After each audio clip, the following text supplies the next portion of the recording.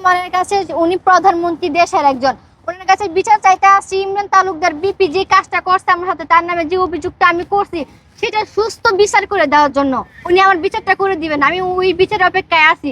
ঈদের দিন জুম্মার নামাজ পড়তে তিনি যখন আসবেন তখন উনি আমাকে বলছে বিচারটা করে দিবেন। উনি যে যারা তাদেরকে পাহারা দেয় ওনাকে, ওরা বলছে উনি ঈদের দিন এই বিচারটা করে দিবেন যদি তার চোখে আমি পড়ে যাই। তো ওই বিচারের অপেক্ষায় আমি আছি। টাকা পয়সা থাকলে যে মানুষেরকে ওরা হেনস্থ করে ফেলবে, ওইটা টাকা দিয়ে সমাধান হয়ে যাবে, এটা কেমন বিচার?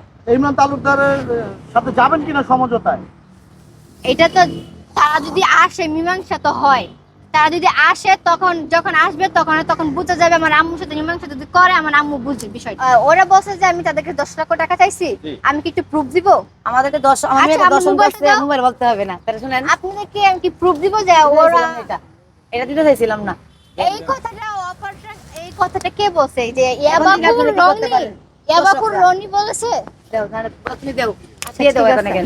এটা দিতে চাইছিলাম না আপনাদেরকে, বুঝছেন? এখন আপনারা নিয়ে যান, এখন দেখবো আপনারা কি করেন। ওর চার তো ভাই অসম্ভব। কি বলেন? আমার আল্লাহ রাসূল আচ্ছা তুমি কথা বলেন, আমি রেকর্ড শোনা। আচ্ছা শোনো,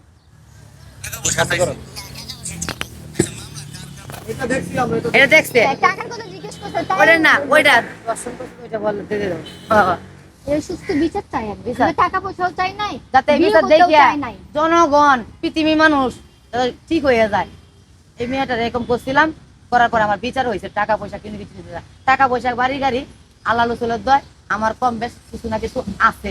কথাটা বুঝছেন? আছে আমার মেয়ে, এক ছেলে এক মেয়ে। ছেলের বয়স 19 আর মেয়ের বয়স 15। মেয়ে কি বড় হবে না? রোজগার করবে না? রোজগার করবে এখন কিভাবে?